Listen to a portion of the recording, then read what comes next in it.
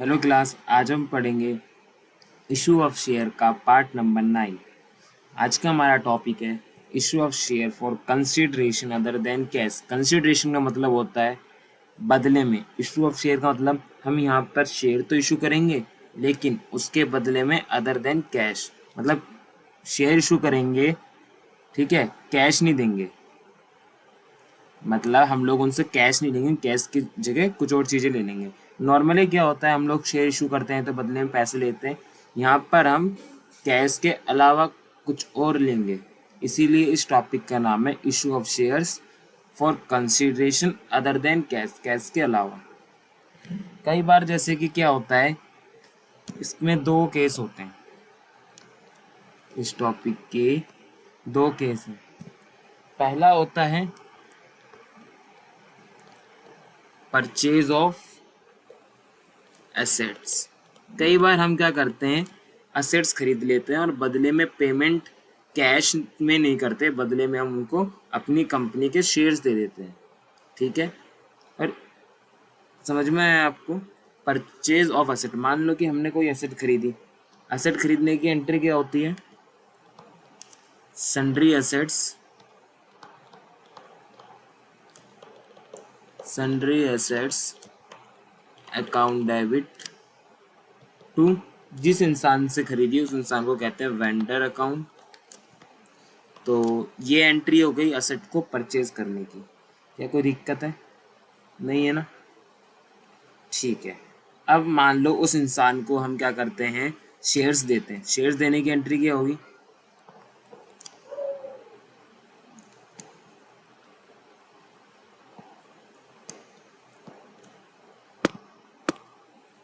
Shares देने की entry होती है vendor account debit to share capital account. Okay, अगर शेयर प्रीमियम पे है तो to securities premium account. Okay, premium नहीं होगा तो नहीं लिखेंगे। क्या कोई दिक्कत है? एसेट आपने खरीदी है, sundry asset account debit to vendor. Vendor जिस इंसान से खरीदी है उसका नाम दिया है तो नाम लिखोगे, नहीं तो वेंडर। और एसेट के बदले आप जो वेंडर का पेमेंट करोगे शेयर्स की, उसकी एंट्री तो मैंने लिखवाई दी, ठीक है।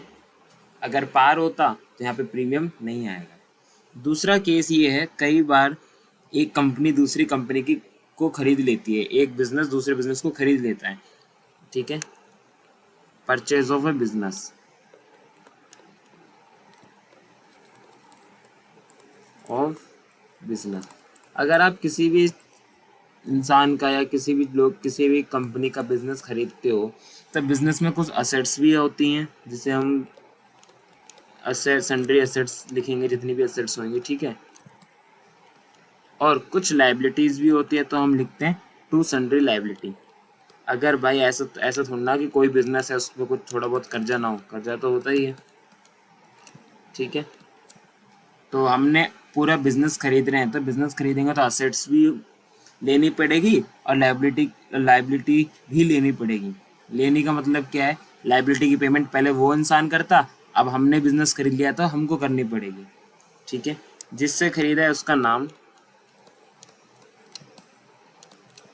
ठीक है, कोई दिक्कत नहीं है। बस अगर आपका डेबिट क्रेडिट मैच नहीं होता, ऊपर डिफरेंस आता है, तो आप लिखोगे गुडविल के नाम से। अगर यही डिफरेंस नीचे में आ जाए तो, ऐसा नहीं है दोनों ऊपर भी आएगा नीचे भी आएगा, एक तरफ आएगा, तो नीचे लिखोगे to capital reserve account. Okay, ये बैलेंसिंग फिगर है, या तो डेबिट होगा या तो क्रेडिट होगा। डेबिट होगा तो गुडविल के नाम से, क्रेडिट होगा तो कैपिटल रिजर्व के नाम से। क्या कोई दिक्कत है? नहीं है ना? आगे चलें। अब हमने एसेट्स तो खरीद लिया, ठीक है। अब यहाँ पर हम उसको वेंडर को पेमेंट करते हैं तो वेंडर की एंट्री सेम होगी जो हमने यहाँ पे की है, vendor account debit to share capital. ये एंट्री है हमारी सिंपल, अगर पार पे हो रहा है शेयर इशू, अगर प्रीमियम पे है तो आ जाएगा 2 सिक्योरिटी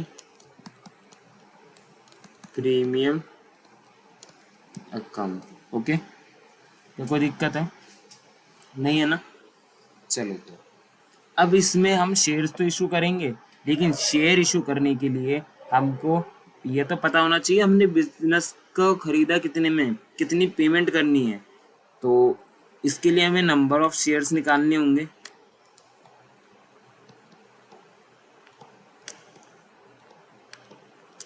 नंबर ऑफ शेयर्स वो कैसे निकलते हैं? वो ऐसे निकलते हैं, जितना भी परचेज कंसिडरेशन होगा उस परचेज कंसिडरेशन को हम डिवाइड दे देंगे इशू प्राइस से ऑफ अ शेयर, जितने में शेयर इशू हो रहा है। तो हमारा क्या निकल के आएगा? Number of shares. क्या कोई दिक्कत है आपको? अब एक नया पॉइंट आया हमारे सामने कि परचेज कंसिडरेशन क्या होता है सर? परचेज कंसिडरेशन का मतलब है आपने उनका बिजनेस कितने में खरीदा है। असेट्स में से आप अगर लायबिलिटी माइनस कर दो तो पता पड़ेगा ना कितने में खरीदा है। मान लो वेंडर में तो हमेशा परचेज कंसिडरेशन ही आता है। मान लो असेट है 20 लाख की, लायबिलिटी है 2 लाख की। अगर आप 20 लाख की अगले की एसेट ले रहे हो तो आप 2 लाख का कर्जा भी तो ले रहे हो, तो चीज़ कितने की हुई? 18 लाख की। तो आपने बिजनेस कितने में खरीदा? 18। अगर ये डिफरेंस ऊपर नीचे बराबर हो गया तो कोई दिक्कत ही नहीं है। अगर डेबिट क्रेडिट बराबर नहीं होता, मान लो ये 18 की जगह 20 की आपने एसेट खरीदी, 2 का कर्जा आप चुकाओगे तो 18 लाख रुपए देने, लेकिन आप 18 की जगह कितने कितने में ले रहे हो? 17 लाख में। अब डिफरेंस ऊपर पड़ रहा है कम या नीचे? डिफरेंस नीचे कम पड़ रहा है, तो नीचे पड़ रहा है कितना? 1 लाख। तो हो गया। तो वेंडर में हमेशा परचेज कंसिडरेशन आता है। परचेज कंसिडरेशन का मतलब है आपने वो बिजनेस कितने में खरीदा है। क्या कोई दिक्कत है इसमें? नहीं है ना? आगे चले हम अपने क्वेश्चंस पे। चलो, तो क्वेश्चन से समझते हैं हम लोग। क्वेश्चन नंबर 32 बोला random limited took over running business. ये रनिंग बिजनेस को टुक ओवर कर रहे हैं, इसका मतलब ये पूरा बिजनेस खरीद रहे हैं। तो दूसरा वाला केस है जिसमें हम बिजनेस खरीदते हैं, ठीक है, जिसमें असेट है 45 लाख की, लाइबिलिटी है 6,40,000 की, और कितने में खरीदा है? 36 लाख में। The amount was settle by bank draft. जो भी 1.5 लाख रुपए कैसे देना हमें? बैंक ड्राफ्ट से। और जो balance issuing by 12% preference share 100 का एक है, प्रीमियम पे हम इशू कर रहे हैं। तो चलो, तो हम इसकी एंट्री करते हैं। पहले तो हम एंट्री लिख लेते हैं बिजनेस परचेज करने की। Question number 32।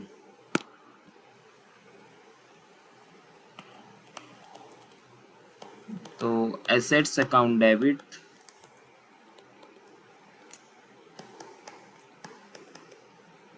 टू लायबिलिटीज, और किससे खरीद रहे हैं हम? असेट्स है 45 लाख की, रैंडम लिमिटेड टुक और बिजनेस ऑफ मैच्योर लिमिटेड। देखो ये रहा, नाम दे रखा है मेरे को, तो नाम लिखूंगा मैच्योर लिमिटेड। असेट्स है 45 लाख की, लाइबिलिटी है 6,40,000 की, ठीक है, और 36 लाख में खरीदा है। तो मैं और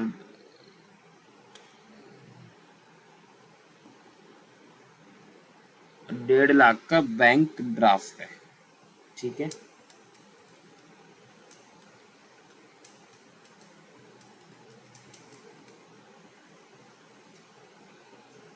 क्या कोई दिक्कत है? नहीं है ना? अभी तक यहाँ तक कोई दिक्कत है या नहीं है क्लास? जल्दी बताओ मेरे को।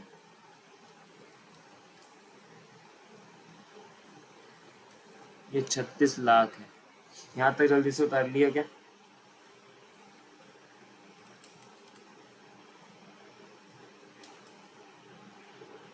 ठीक है।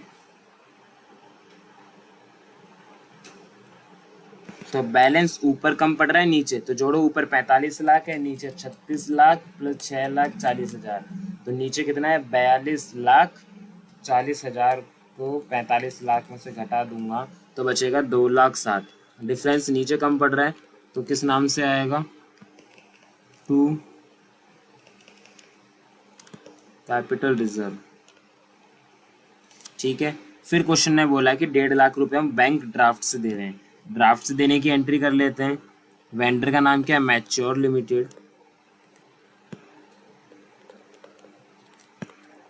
Account debit to bank draft. अगर 36 लाख में से बैंक ड्राफ्ट 1.5 लाख का चला जाएगा तो कितना बचेगा, 34,50,000। अब 34,50,000 की हमको क्या करनी है, एंट्री करनी है। अब 34,50,000 के हम क्या देंगे उनको, शेयर्स, जो कि प्रीमियम पे इशू हो रहे हैं। तो एंट्री कर लेते हैं, mature limited account debit 34,50,000 premium पे हो रहा था। तो प्रेफरेंस शेयर कितने थे, 12% प्रेफरेंस शेयर्स।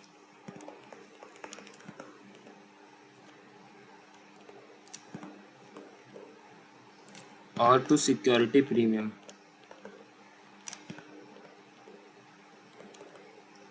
अच्छा अब मुझे पता तो करना पड़ेगा कितने प्रेफरेंस शेयर है, कितने वो हैं। तो इसके लिए नंबर ऑफ शेयर्स निकालते हैं यहाँ पे।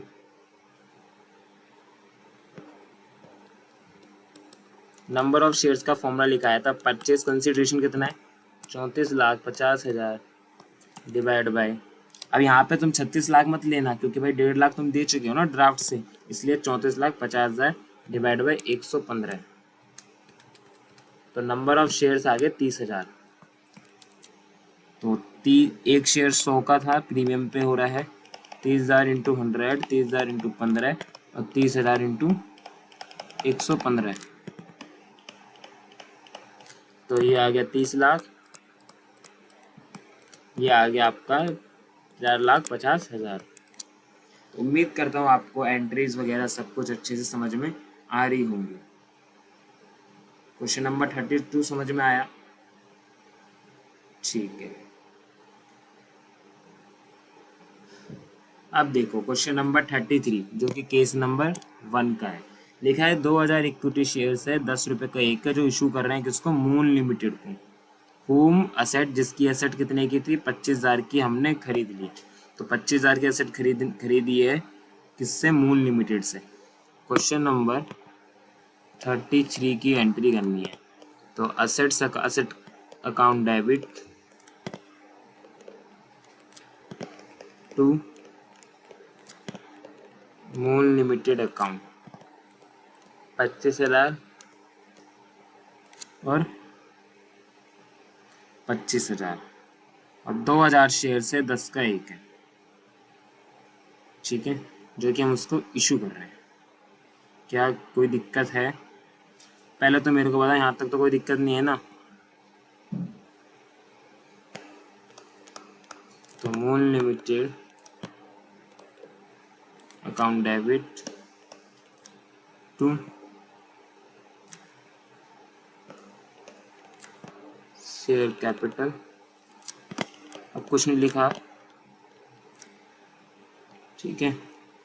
तो 2,000 से यहाँ 25,000 रुपये देने, फेस वैल्यू 20,000 है। अब बचा हुआ पैसा तो सीधी सी बात है प्रीमियम होगा, तो सिक्योरिटी प्रीमियम, क्योंकि भाई 2,000 शेयर से 10 का एक है। अब सीधी सी बात है, बैलेंस नीचे बच रहा है, इशू करते वक्त तो प्रीमियम होगा, डिस्काउंट पे तो शेयर इशू होता नहीं है ना, ठीक है। क्वेश्चन नंबर 33 भी हो गया। अब आ जाओ आप क्वेश्चन नंबर 34 पे।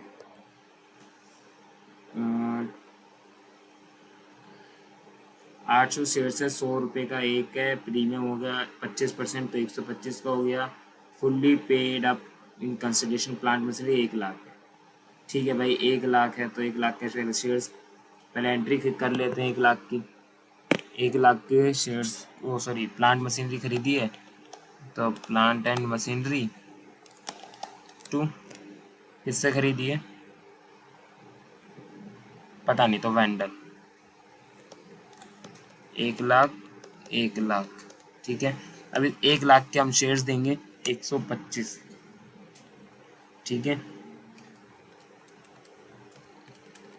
तो 1 लाख को 125 से डिवाइड दूंगा तो नंबर ऑफ शेयर कितना आएंगे, number of shares equal to 1 lakh divide by 125, तो ये आएंगे 800 शेयर्स।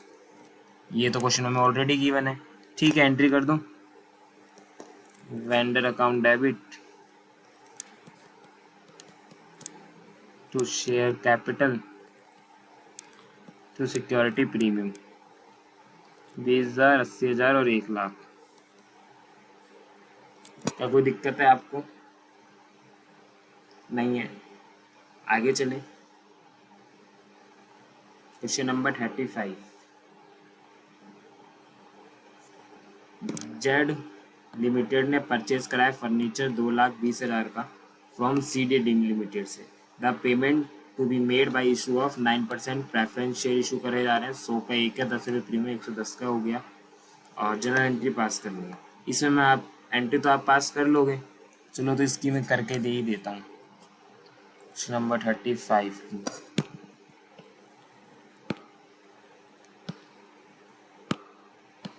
क्वेश्चन नंबर 35, तो furniture account debit 2,20,000 to CD limited account 2 lakh. CD limited को अब शेयर्स देने, CD limited account debit 2,20,000 9% preference share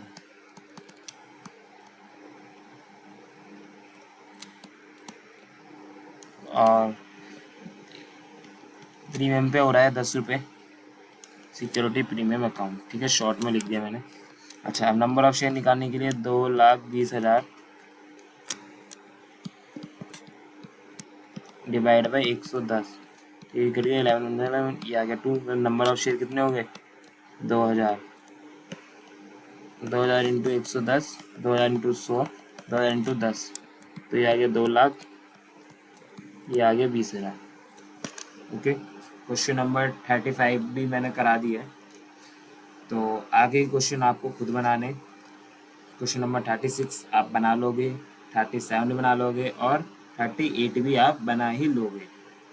हाँ, 38 में करा देता हूँ, 38 में थोड़ा सा नया पॉइंट है तो करा देता हूँ। 38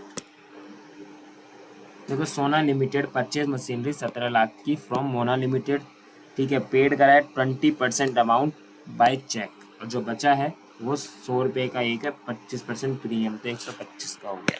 तो पहले हम एंट्री करते हैं क्या करने की, असेट को खरीदने की। तो machinery account debit to Mona limited account 17 lakh और 17 लाख, जिसमें से इसका 20%, 17 लाख का 20% कितना होता है 3,40,000 की हमने पेमेंट कर दी चेक से। तो Mona limited account debit 3,40,000 to bank account 340,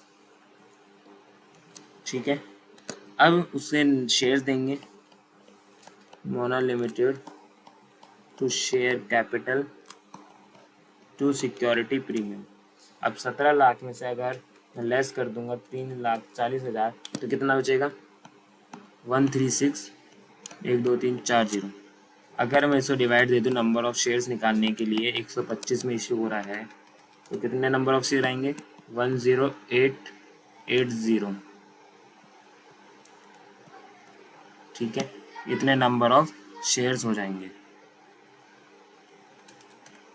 तो आ जाएगा 1088 1 2 3 और ये आ जाएगा 272,000। क्या कोई दिक्कत है आप लोगों को? नहीं है ना? अच्छे से समझ में आ रहा है? ठीक है। तो ये थोड़ा नया क्वेश्चन था। नया क्या था इसमें, कुछ पेमेंट बैंक से या चेक से हो रही है, कैश से होती है तो हम कैश लिख देते हैं, बाकी तो हम शेयर इशू कर ही रहे हैं, नंबर ऑफ शेयर हम निकाल ही लिया। तो क्वेश्चन 38 तक तो आपको कोई दिक्कत आने वाली है नहीं। ठीक है, आगे देखें। थोड़े से क्वेश्चन और बचे हैं, जैसे कि मैं आपको एक अच्छा सा क्वेश्चन करा दूं। क्वेश्चन नंबर 39 तो आप कर ही लोगे, मैं आपको 41 करा देता हूँ। Question number 41, Surya limited purchase earning business from MS Rai brother से बिजनेस खरीदा है, कितने का, 15 लाख का। हम 12 लाख रुपए फूड्स के शेयर्स देंगे और जो बचा हुआ है 3 लाख का उसको देंगे चेक। और ये चीज़ें हमारे पास आई है, तो मैं इसकी एंट्री कर लेता हूँ। क्वेश्चन नंबर 41, एसेट्स में क्या क्या आया है, plant machinery building sundry debtor, plant and machinery building sundry debtor और स्टॉक और कैश। ठीक है। 2 लाइबिलिटी में आया क्रेडिटर, सन्ड्री क्रेडिटर हैं 2 लाख की। प्लांट मशीनरी कितने की है, 4 लाख 3 लाख, स्टॉक है 4 लाख का, कैश है 3 लाख का। 2 किससे खरीदा है, राय ब्रदर्स से, कितने का है, 15 लाख का। ठीक है, अब देखो ऊपर कितना है, ये सब जोड़ो, नीचे तो 5 6 7 17 लाख हो गया, ऊपर टोटल कितना है, 4 4 8 प्लस 3 लाख, तो ये हो गया 11 लाख, 11 प्लस 4 15, 15 प्लस 3 18 लाख। तो डिफरेंस ऊपर आ रहा है, नीचे ऊपर 18 लाख है, नीचे 17 लाख है, इसका मतलब नीचे 1 लाख का डिफरेंस है। इस 1 लाख को हम क्या बोलते हैं, कैपिटल रिजर्व।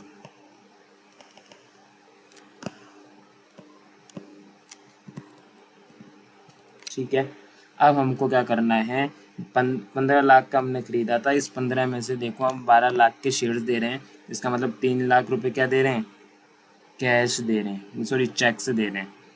तो जो चेक से दे रहे हैं उसकी एंट्री कर लेते हैं पहले। तो किसको दे रहे हैं, राय ब्रोदर्स को, Rai brother account debit 3 lakh to bank account 3 lakh. अब उनको शेयर दे देते हैं 12 लाख के, तो Rai brothers account debit 12 lakh to share capital account, कितने के हैं, यहाँ पर शेयर इशू हो रहा है 10 रुपये का ही, तो इसका मतलब 12 लाख को 10 से डिवाइड दूंगा तो 1,20,000 शेयर हो रहे हैं। तो प्रीमियम पे तो इशू हो नहीं रहा, तो 12 लाख। ठीक है, आपको ये एंट्री 41 में कर देनी है। उम्मीद करता हूँ आपको अच्छे से आ रहा होगा समझ में। तो 41 तक भी आप बना लोगे, 42 भी आप बना लोगे। 42 में बस आपको क्या करना है, इस वैल्यू को इग्नोर करना है। बुक वैल्यू कितनी है उससे कोई फ़र्क नहीं पड़ता, आपने कितने में ख़रीदा है। आप 5 लाख की चीज़ को 6,50,000 में खरीदते हो, 3 की 2.5, 6 की 5 लाख, 2,80 को 2.5 में, 1,80 को 2 में, तो इसको तो करना इग्नोर, इसको लेना है आपको। ठीक है, एग्रीड वैल्यू को। तो ये डिपेंड करता है, ये नहीं करता कि वो चीज़ कितने की है, उसकी बुक वैल्यू कितनी, डिपेंड ये करता है आपने कितने में खरीदी, आप कितने में एग्री हुए हो। तो हमेशा कौन सी वैल्यू लेना, एग्री वाली, इसको मत लेना। तो 42 तक तो आपको कहीं दिक्कत आएगी नहीं। अब आ जाओ क्वेश्चन नंबर 43 पे। 43 थोड़ा सा अलग है, एक अंडर राइटर प्रमोटर्स का क्वेश्चन है। तो चलो तब मैं इसकी एक एंट्री लिखवा देता हूँ पहले। जैसे कि पहले हम प्रमोटर्स की लिख देते हैं। अगर हम issue of share to promoter. अगर हम प्रमोटर्स को शेयर इशू करते हैं तो हम एंट्री क्या करते हैं, एंट्री होती है incorporation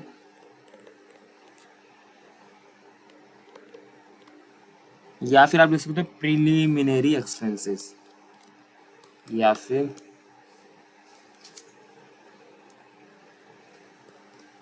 preliminary expenses account debit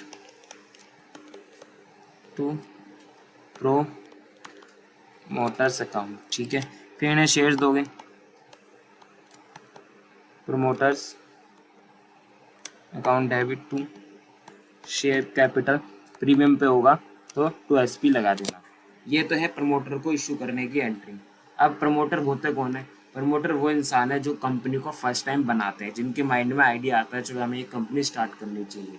उस कंपनी को स्टार्ट करने के लिए कुछ खर्चा किया जाता है, कंपनी को रजिस्ट्रेशन करवाया जाता है, बहुत सारी फॉर्मेलिटीज़ होती है।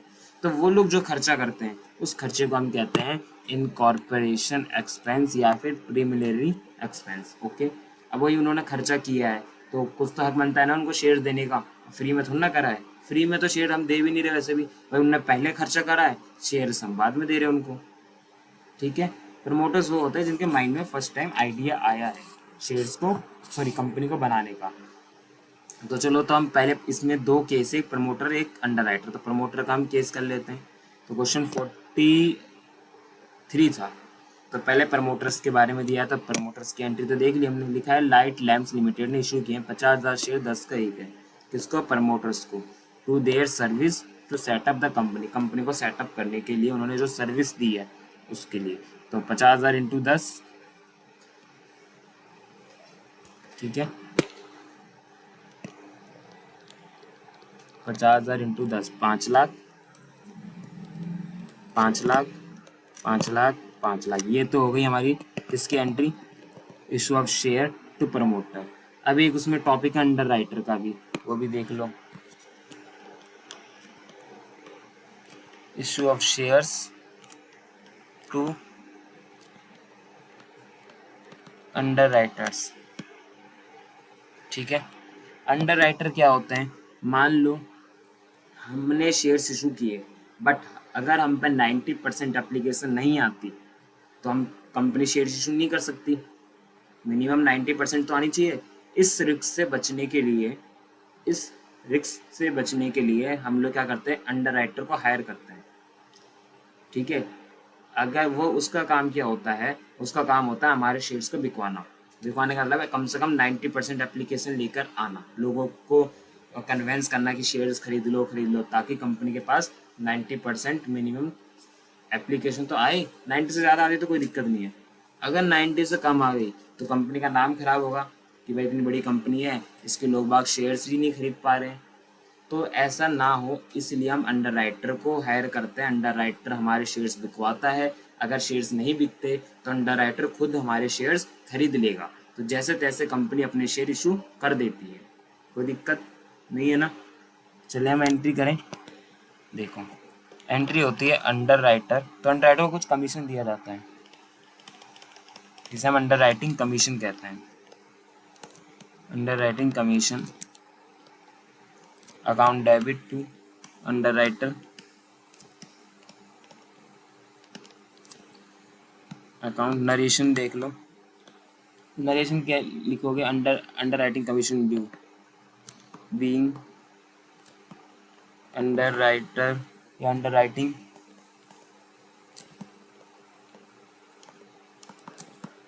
कमीशन ड्यू लिख लोगे। फिर इनको मिलेगा शेयर तो लिखोगे underwriter account debit to share capital account being shares issue to shares issue to underwriter. ठीक है, और यहाँ पे लिख देना being share issue to promoter.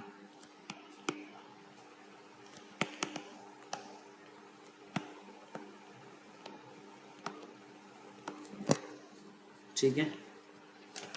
और उसकी नरेशन लिख देना being amount due to promoter, being amount due to promoter. Okay, narration भी लिख दी मैंने, तो इसका एक बार स्क्रीनशॉट ले लेना, एंट्री का ले लिया। अब अंडर राइटर का हम एंट्री कर लेते हैं। अंडर राइटर को कितने शेयर इशू हो रहे हैं, 20/2010 का एक है, फुल्ली पेड है पे अंडर राइटर को। अंडर राइटर ने जो शेयर्स फॉर देयर सर्विसेज जो दिए है, अपने हमारे शेयर्स बिकवाए हैं या उसने खुद खरीदे हैं, जो भी है, 2000 इंटू 10 तो 20,000 20,000।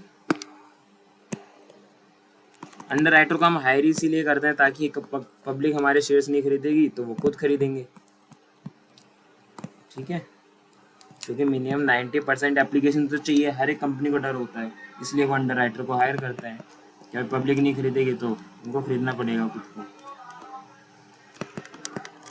तो उम्मीद करता हूँ आपको बहुत अच्छे से समझ में आया होगा। अगली क्लास में हम एक नया टॉपिक पढ़ेंगे। Thank you class, next class में हम कंटिन्यू करते हैं।